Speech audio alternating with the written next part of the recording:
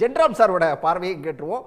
குழப்பமெல்லாம் இல்லைங்க, இப்பதான் ஒரு தெளிவு பிறந்திருக்குது அப்படின்னு பிரியன் ஒரு பார்வையை முன்வைக்கிறாரு. அப்படிதான் இதை நாம பார்க்கணுமா? அது சில நாட்களுக்கு முன்னால ஒரு 10 நாள் கெடுவோட செங்கோட்டையன் ஓப்பனா பேசினார்ல, அந்த சமயத்துல தோன்றிய குழப்பம் தீர்ந்திருக்குது.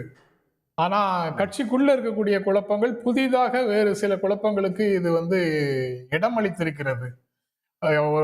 மக்களவை தேர்தலுக்கு பிறகு ஒரு செங்கோட்டையனும் ஒரு 5 முன்னாள் அமைச்சர்களும் சேலத்துக்கு போய் கட்சியினுடைய பொதுச் செயலாளரிடம் சில கோரிக்கைகளை வைத்தார்கள்னு வந்த செய்தியில் தொடங்கி இந்த பிரச்சனைகள் ஆரம்பிச்சது. அதுல இப்ப பாஜகவோட கூட்டணிக்கு போயிட்டதாலேயே எல்லா பிரச்சனையும் தீர்ந்து விடவில்லை அப்படிங்கிறதையும் இப்போ செங்கோட்டையன் மூலமாக பார்க்கிறோம். அது கட்சியிலிருந்து வெளியேற்றப்பட்டவர்களை ஒருங்கிணைக்க வேண்டும்ங்கிற கோரிக்கையோட அணுகுபவர்கள் இப்போது நெருக்கடி உள்ளாகி கொண்டிருக்கிறார்கள். அதனால வேறு சிலர் மௌனமாக இருக்காங்க. அவர்களை சாட்டிஸ்ஃபை பண்ற வேலையை கட்சி தலைமை செய்யும் வரை புதிய பிரச்சனைகள் வராது.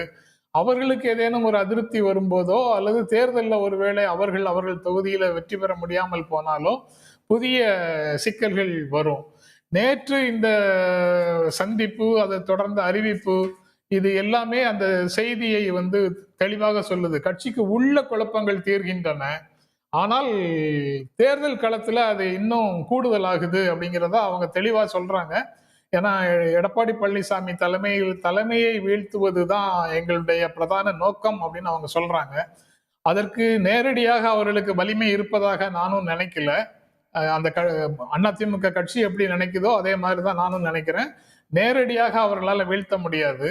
அதாவது அதிமுகவை தோற்கடித்து அவர்கள் வெல்ல முடியாது. ஆனா வேறு யாரோ வெல்வதற்கு இவங்களுடைய போட்டி உதவி செய்யும் அப்படிங்கிற உணர்வு மட்டும் அந்த அறிவிப்புல வருது. அவங்களே அந்த உணர்வோட சொல்ற மாதிரி தான் நான் நினைக்கிறேன்.